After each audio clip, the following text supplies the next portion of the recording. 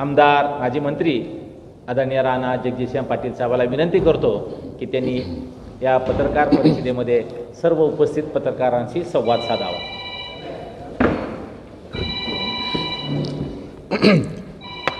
आपल्या सर्वांना कल्पना आहे की सोलापूर, तुळजापूर, धाराशिव या रेल्वेचं काम जे आहे ते आपल्या सर्वांसाठी महत्त्वाचं असलेलं काम आता हाती घेण्यात आलेलं आहे आणि त्याच्या अनुषंगाने जे भूसंपादन होतं आहे त्या बाबतीमध्ये काही राजकीय आमचे जे विरोधक आहेत ते गावोगावी जाऊन लोकांमध्ये काही संभ्रम निर्माण करत आहेत, सुरुवातीपासूनच करत होते.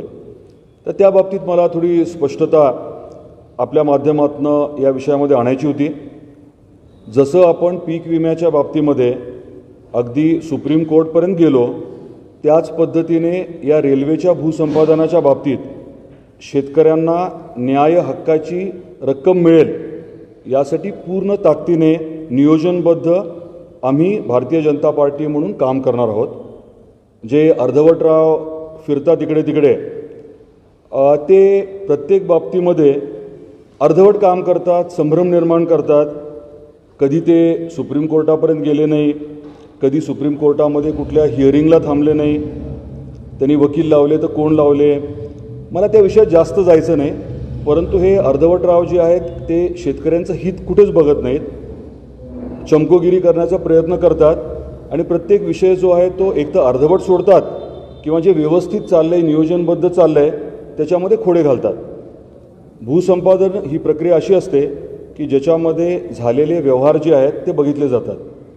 दुर्दैवाने आपल्याकडे परिस्थिती, तसं तर सगळीकडेच परिस्थिती ही आहे की जे व्यवहार होतात कागदोपत्री रकमा जरा कमी येतात आणि त्याच्या अनुषंगाने जेव्हा बेस रेट ठरवला जातो तेव्हा रेट जो आहे तो कमी येतो. मी सुरुवातीपासून शेतकरी बांधवांना सांगत होतो की आपल्याला भूसंपादनाची प्रक्रिया समजून घ्यायला हवी. बेस रेट ठरतो, बेस रेट आहे तो व्यवहारांवर ठरतो. आपल्याकडे व्यवहार अधिकांश कमी दराने झाल्यामुळे तो रेट जरा कमी असतो, परंतु त्याच्यानंतरची जी प्रक्रिया असते ती महत्त्वाची असते. जर तुम्ही वाटाघाटीने या बाबतीत निर्णय घेतला तर मग तुम्हाला एक पट जास्त पैसे मिळतात हे बरोबर आहे, परंतु जर बेस रेटच कमी असला तर एक पट जास्त मिळून देखील न्याय मिळत नाही. यातली दुसरी बाब अशी असते की जर तुम्ही वाटाघाटीने रेट मान्य केले तर तुम्हाला न्यायालयात जाता येत नाही. त्यामुळे बेस रेट वाढवून घेण्याचा जो पर्याय असतो तो राहतच नाही.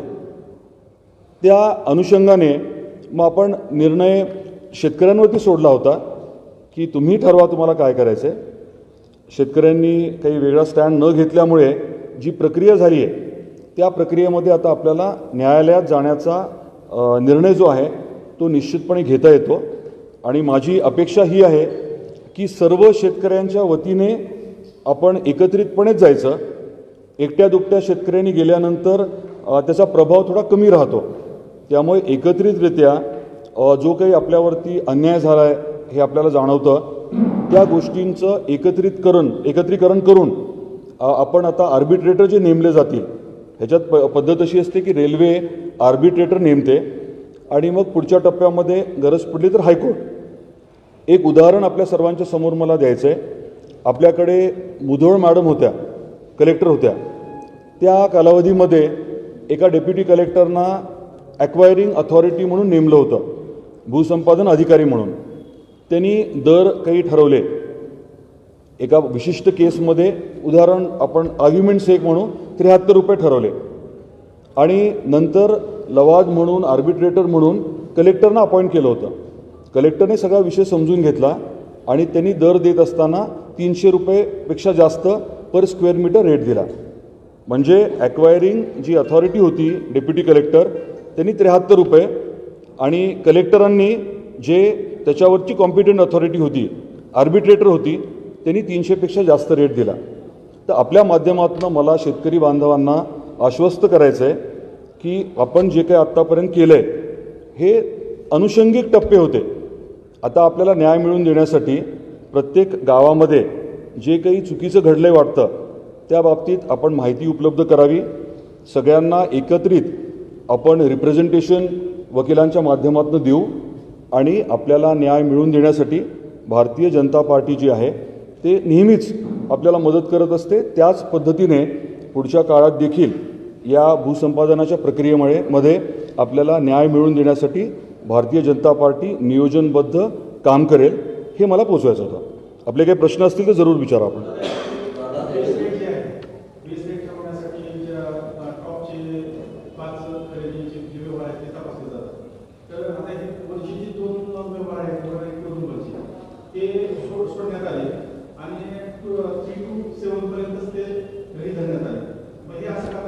मी या बाबतीमध्ये संबंधित अधिकाऱ्यांशी इथे आणि मंत्रालयात दोन्हीकडे बोललो. त्यांनी काय सांगितलं की विंडो असते, म्हणजे आता उजवीकडनं डावीकडे जात असताना एकदम उजवीकडचे जे रेट आहेत म्हणजे सगळ्यात जास्त रेट आणि डावीकडचे म्हणजे सगळ्यात कमी रेट, हे रेट जे आहेत ते गृहीत धरले जात नाहीत. मधले रेट धरून अंदाज म्हणजे ते ॲव्हरेज काढतात. आता ह्याच्याच विरोधात आपल्याला जायचं आहे. आपल्याला काय म्हणायचं आहे की जो वरचा रेट होता तो कन्सिडर व्हायला हवा आणि अशा मॅटरमध्ये वरचा रेट जो आहे तो कन्सिडर झालेला आहे. बरेच असे विषय आहेत, बरेच असे संदर्भ आहेत ज्याच्यामध्ये वरचा रेट कन्सिडर झाला आहे आणि त्याची जी काही न्यायालयीन आखणी आहे म्हणजे जी स्ट्रॅटेजी असते कशा पद्धतीने आपण मांडणी करायची त्याची आमची चर्चा झाली आहे. सिनियर वकील यांच्याबरोबर माझी चर्चा झाली आहे. काही वकील आहेत ते आपल्याकडचे आहेत, काही लातूरकडचे आहेत, जे या पर्टिक्युलर विषयामधले एक्सपर्ट आहेत, त्यांच्यावर चर्चा झाली आहे.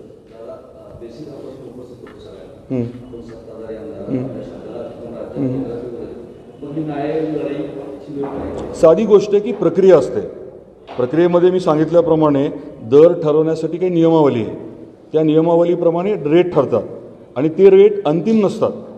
ही एक इंटरमिडिएट पाथ आहे. मग ते त्यात जे काही चुकलं आहे यासाठी आपण आर्बिट्रेशनमध्ये जावं लागतं. कारण अधिकारी, समजा तुम्ही डेप्युटी कलेक्टर आहात, तुम्हाला तुमचे अधिकार ठरवून दिलेत. हे टाऊन प्लॅनर आहेत, टाऊन प्लॅनरने काय करायचं ठरवून दिलेलं असतं. त्यामुळे तुम्ही तुमच्या अधिकारामध्ये तुमच्या आकलनाप्रमाणे तुम्ही निर्णय घेत असता. पण तुम्ही चुकीचं जर केलं, उद्या कलेक्टरने चुकीचं केलं तर ऑब्व्हियसली आम्ही कोणी गप्प बसणार नाही आहे. आत्ताच्या अधिकाऱ्याने काही चुकीचं केलं असेल, अधिकाऱ्यावरती आम्ही कारवाई करायला लावू, हा पहिला मुद्दा. पण मोर इम्पॉर्टंटली आर्बिट्रेशनमध्ये आपण जे म्हणजे काही इतिहासामध्ये जे काही निकाल झालेत या अनुषंगातनं ते समोर मांडून आमची बाजू कशी तुम्ही म्हणजे आमच्यावरती अन्याय केला, आमची बाजू कशी बरोबर आहे हे आपले वकील मांडतील ना.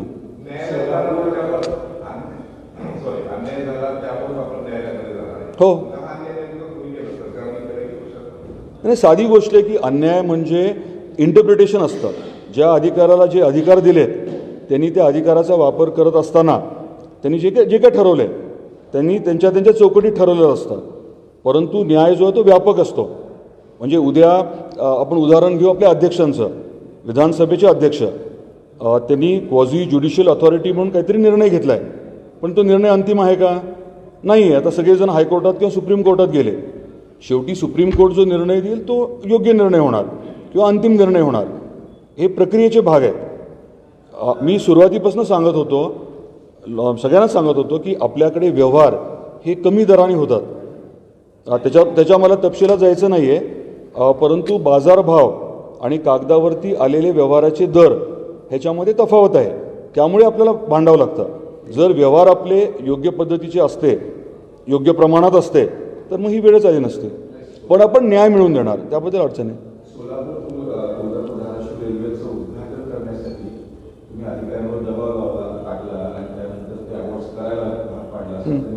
असं कोणी आरोप केला? मी म्हटलं ना, हे अर्धवट रावांच्या आरोपांवरती मी बोलण्या लायकीचे ते लोक नाही आहेत. आरोप केला कशाच्या आधारे केला? मी काही बोलेन ना, त्याला काय अर्थ आहे? आणि कसलं उद्घाटन? तुम्हा लोकांना हे माहिती असायला हवं की मोदी साहेबांनी या विषयाच्या बाबतीतलं जे औपचारिक कार्यक्रम घ्यायचा आहे कधी घेतला होता? कल्पना घ्या ना, कल्पना घ्या. त्यामुळे जो बोलतोय त्याला बोलण्या लायकीचं नाही एवढं म्हणतो फक्त. एक मिनिट, यांचं संपू द्या मग घ्या. हां,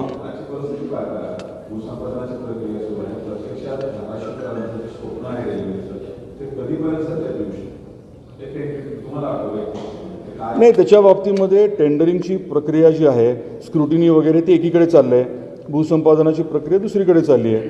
ते योग्य पद्धतीने जेव्हा दोन्ही कामं होतील तेव्हा प्रत्यक्षात फिजिकल काम सुरू होईल. त्या बाबतीमध्ये असं काही अमुक डेट असं काहीच नाही.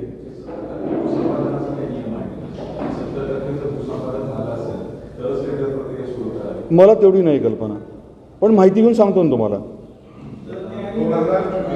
एक मिनिट, असं येऊ ना.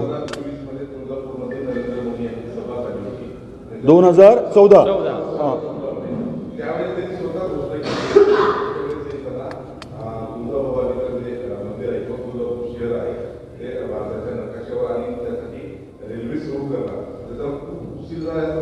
नाही, असं नव्हते म्हटले ते. तुम्हाला ती क्लिप पाठवतो, तुम्ही ऐकून घ्या. ते समजा 20 मिनिट बोलले असतील, त्यातले 10 मिनिट ते सांगत होते की रेल्वेच्या नकाशावरती आल्यानंतर विकास किती गतिमान होईल, या भागाचा कायापालट कसा होईल हे सांगत होते. आणि तुम्हाला इथे रेल्वे पाहिजे का नाही हे त्यांनी लोकांना विचारलं होतं आणि मग सगळ्यांनी हो पाहिजे म्हटले होते. एक हो,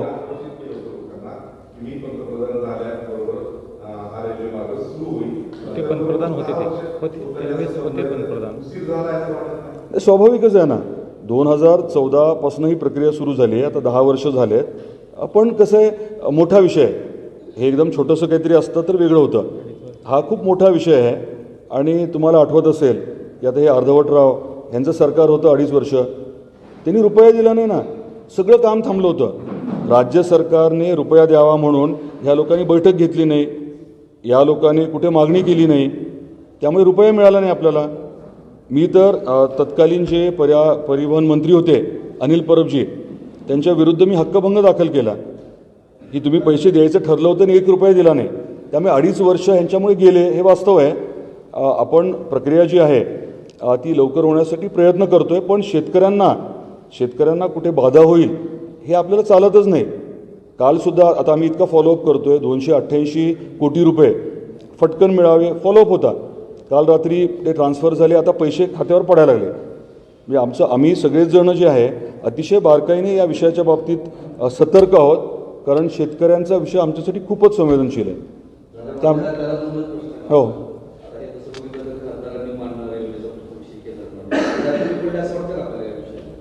कसं आहे, मी आधीच सांगितलं की हे लोक काही बोलण्या लायकीचे पण नाही आहेत. त्यांनी केलेलं काम जे आहे इतकं सुमार आहे. तुम्ही बघा ना, आता MIDCचा विषय, 2,500 एकरची MIDC कौडगावला. टेक्निकल टेक्स्टाईल पार्क कधी डिक्लेअर झालं? 2019ला. काय केलं ह्या दोन्ही तिन्ही जे कोण आहेत नग, त्यांनी काय केलं? एक तरी बैठक लावली का 2.5 वर्षात? उद्योगमंत्री शिवसेनेचे होते, अनिल देसाई, सुभाष देसाई साहेब होते. एक तरी बैठक लावली का? एक तरी मागणी केली का? 10,000 रोजगार निर्मिती होऊ शकेल असा तो प्रकल्प. ह्यांना साधी बैठक लावता नाही आली. काय बोलायचं? रेल्वेचं तुम्हाला सांगितलं, असे किती उदाहरण देऊ तुम्हाला. पीक विम्याचं सांगितलं, उगं शायनिंग मग करायचं, उगं आपल्या लोकांमध्ये प्रसिद्धी मिळवायची, एवढं जमतं. परंतु बारकावी आता समोर बसवा ना, 4 प्रश्न विचारले मग कळेल तुम्हाला.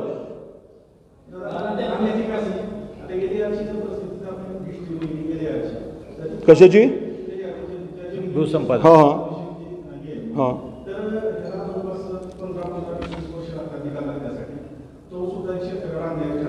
एक मिनिट, मी तुम्हाला एक्सप्लेन करतो. आपण स्ट्रॅटेजिकली काय विचार केला आहे. स्ट्रॅटेजिकली हा विचार केला आहे की शेतकऱ्यांनी एकटं दुकटं नाही फिरायचं. एक शेतकरी, मग त्यांचा एक वकील, आणि मग ते वर्षानुवर्ष चाललंय असं नाही. आपण सगळे शेतकरी एकत्रित करणार. इश्यूज जे आहेत ते ज्या त्या गावचे एकत्रित करणार. वकील जे आहेत ते फिक्स्ड असणार. आणि आपण पाठपुरावा जो तो खूप स्ट्रॉंग करणार. त्यामुळे कधीतरी तारखा पडल्या, काही झालं असं नाही होणार. इथे एकीचा जो बळ आहे, शेतकऱ्यांच्या एकीचं बळ, आणि योग्य वकील देऊन, योग्य स्ट्रॅटेजी ठेवून आम्ही स्वतः त्याचा पाठपुरावा करणार.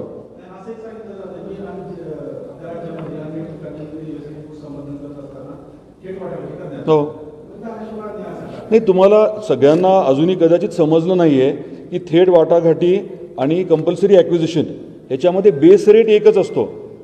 मूळ अडचण काय आहे की जो बेस रेट आहे, एक मिनिट ऐकून घ्या, बेस रेट जो आहे तो आपल्याकडे मूळतः कमी येतोय. आणि जर तुम्ही म्हटलं तसं वाटाघाटी करून केलं तर कोर्टात जाताच येत नाही. नाही नाही, एक समजून घ्या तुम्ही, बेस रेट जो आहे त्यांनी एक काहीतरी बेस रेट ठरवला. जर वाटाघाटी केल्या तर काय होतं, बेस रेटच्या 5 पट होतं, पण तुम्हाला कोर्टात जाता येत नाही, बेस रेट वाढवता येत नाही. आणि जर कंपल्सरी ॲक्विजिशन केलं तर चौपट मिळतं, पण तुम्हाला बेस रेट बदलता येतो. आपल्या जिल्ह्यातल्या पूर्ण या प्रक्रियेमध्ये बेस रेट वाढवणं हे सगळ्यात महत्त्वाचं आहे. त्यामुळे कोर्टात जाणं, ते फाईट करणं हे खूप गरजेचं आहे. आधीपासून मी शेतकऱ्यांना तेच सांगत होतो की तुम्हाला काही लोक चुकीचं सांगतायत की तुम्हाला 1 पट जास्त मिळेल, पण कशाच्या 1 पट जास्त? ज्या बेस रेट आहे तोच जर कमी असला तर चौपट काय आणि 5 पट काय, त्याचा फायदा नाही होणार. तो बेस रेट आपल्याला दुप्पट, तिप्पट, 5 पट करायचा आहे, जेणेकरून तुम्हाला मिळणारी जी रक्कम आहे त्याच्यामध्ये आपल्याला न्याय मिळेल, एवढी मोठी ती रक्कम राहील.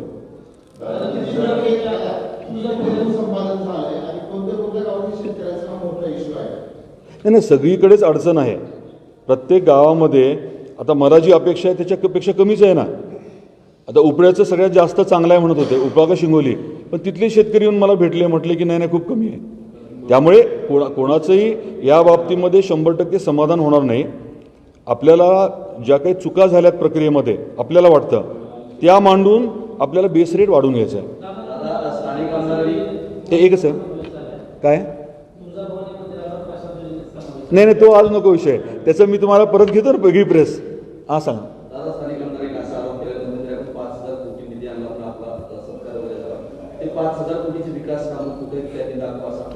त्यांना बोलवा ना तुम्ही, त्यांना समोर बोलवा, बसून आपण चर्चा करू ना.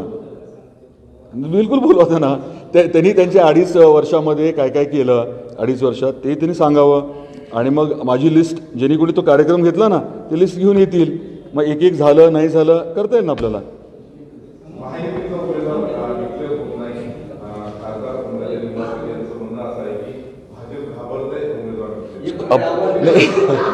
नाही, भाजप प्रचंड घाबरलेला आहे हे तुम्हाला दिसतंयच ना सगळ्यांना. हे थरथर कापतोय मी सगळेजण, सगळ्यांना दिसतंय ना ते. काय म्हटलं? असं काही सांगता येत नाही. म्हणजे हे नाही, महाविकास आघाडीने त्यांचे उमेदवार डिक्लेअर केलेत का? धाराशिवचा उमेदवार डिक्लेअर केले का? ते टेंटेटिव्ह आहे ना, टेंटेटिव्ह काय सांगता येतं. माझी तर माहिती खूप वेगळी आहे. इथे बऱ्याच आश्चर्यचकित व्हाल तुम्ही, अशा गोष्टी घडणार आहेत. कसे तरी सांगायचं, मग ते सस्पेन्स कुठे राहतो. त्याच्यातली खरी गंमत जी आहे, कारण कसं आहे, माझं नॉर्मली जे बोलायचं आहे ते मी प्रामाणिकपणे बोलतो, जे सांगायचं नाही ते सांगत नाही. म्हणजे दात माझे दाखवण्याचे वेगळे, खाण्याचे वेगळे असं नाही. पण आपल्याकडे असे गडी आहेत की सकाळी मोठ्या मोठ्या आवाजामध्ये काय काय बोलतात आणि लगेच ते बोलणं झाल्यानंतर फोन मारून सांगतात. मग तुम्ही काय असं त्याच्याबद्दल काही वाईट वाटून घेऊ नका, ते करावं लागतं म्हणून केलं, पण आमची भूमिका अ-ब-क आहे. त्यामुळे मी म्हटलं की बऱ्याच गमती घडणार आहेत. बघा, मी काहीही बोलणार नाही, बऱ्याच गमती आहेत सांगतो मी. आणि जे तोंडावरती हे लोक त्या बोलतात किंवा जे दिसतात तसे ते नाही आहेत, हे सुद्धा तुम्हाला क्लिअरली सांगतो मी.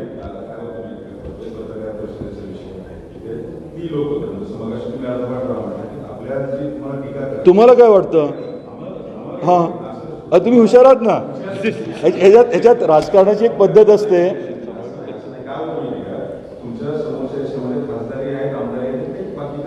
असतील ना. हे बा, तुमच्यापेक्षा जनता हुशार आहे, जनता समजून घेईल ना. म्हणजे मी काय उत्तर, ऐका ना, तुम्हाला प्रश्न विचारायचा अधिकार आहे आणि तसं त्या प्रश्नाला उत्तर काय द्यायचं तो माझा अधिकार आहे, मी ठरवेन ना. हां, मग तुम्हाला मग तुम्ही काय करणार? मी सगळं सांगितलं तर ते तुम्ही बघा ना. साधी गोष्ट, माझं म्हणणं काय आहे, एखादा विषय जो आहे, कुठला का विषय असं ना, कुठल्याही विषयाच्या बाबतीमध्ये प्रामाणिकपणे सुरुवातीपासून एंडपर्यंत प्रामाणिक पाठपुरावा पाहिजे. संबंधित लोकांना न्याय मिळवून द्यायला पाहिजे. उगाच चमकोगिरी करायला काहीतरी प्रेस घ्यायची, एखादी बैठक घ्यायची, उगा काहीतरी म्हणजे चुकीचं बोलायचं, मस्तावल्यासारखं बोलायचं, त्याला अर्थ नसतो. आपण इथे पदावरती आहोत ते जनतेचं प्रामाणिकपणे काम करण्यासाठी. लोकांच्या अडीअडचणी दुःख सोडवण्यासाठी ते करायला हवं. बघा आता मलाही बोलायला काय म्हणजे आलतू बोलायला काय लागतं का? आमच्याकडे खूप जणांची लिहून देतील मला, म्हणजे हे असं बोललं तर योग्य होईल, पण तसं अपेक्षित नाही आहे ना.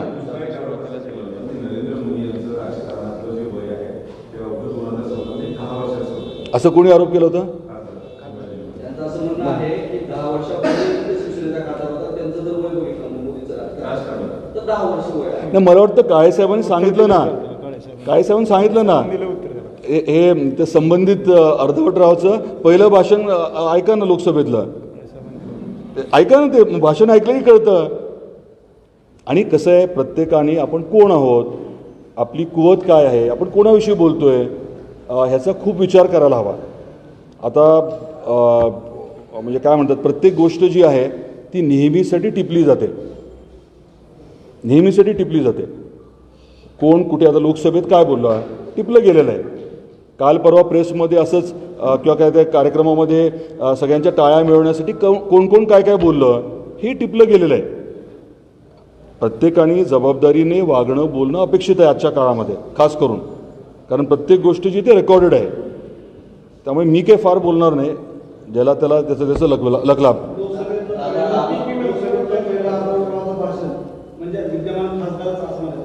आता तुम्ही हुशार आहात, एकदा सांगितलं ना, हुशार आहात, बघा ना तुम्ही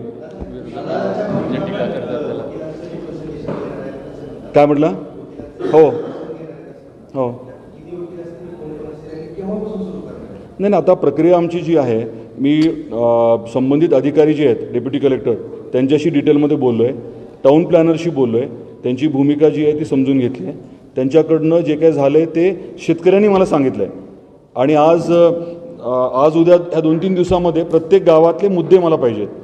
म्हणजे आता आम्ही सकाळी आज वडगाव सिद्धेश्वरला गेलो होतो, त्यांचं म्हणणं होतं की 40R आतले जे व्यवहार आहेत ते कन्सिडर केले नाहीत, ते व्यवहार वगळले गेले.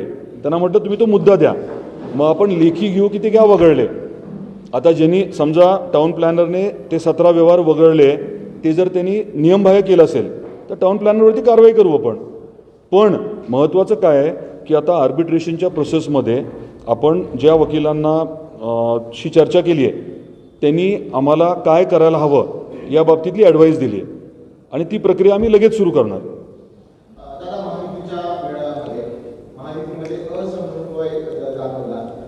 कसा?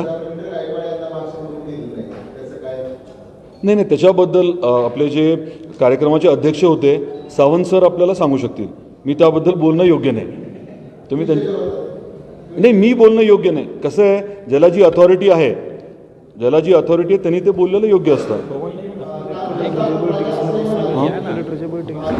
नको हो, आज बसू. काय म्हटलं?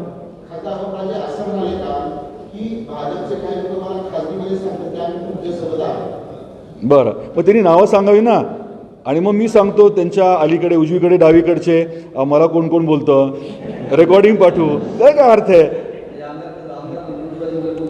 मी काही सांगणार नाही. तुम्ही आता काय व्हायला लागले, एक मिनिट, आता हे कॅमेरे बंद करून टाका, विषय तिसरीकडे चाललाय. एक सेकंड, एक मिनिट, मला परत एकदा आपल्या सर्वांना विनंती करायची आहे की आजच्या प्रेसचा हेतू, आपण बसतात आपल्या आजच्या प्रेसचा हेतू, तुम्ही बसा. आजच्या प्रेसचा हेतू जो आहे तो लँड ॲक्विजिशनच्या बाबतीत, रेल्वे भूसंपादनाच्या बाबतीत शेतकऱ्यांना बिलकुल न्याय मिळेल, त्यांनी निश्चिंत राहावं हे सांगण्यासाठी प्रेस आहे.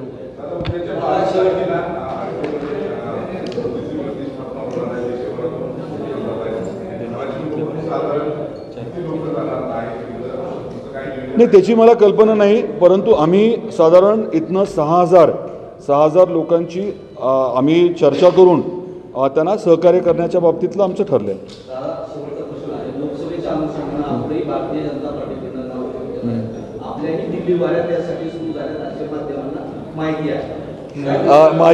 एक मिनिट बरं, हां बरं, त्याबद्दल मला काही माहिती नाही, पण मी एक सांगतो तुम्हाला की मी दिल्लीला का गेलो. दिल्लीच्या बाबतीमध्ये विषय असा होता की मला एक वेगळी जबाबदारी पक्षाने दिलेली आहे बीड, लातूर आणि धाराशिव या 3 लोकसभेच्या क्लस्टरची जबाबदारी मला दिली आहे.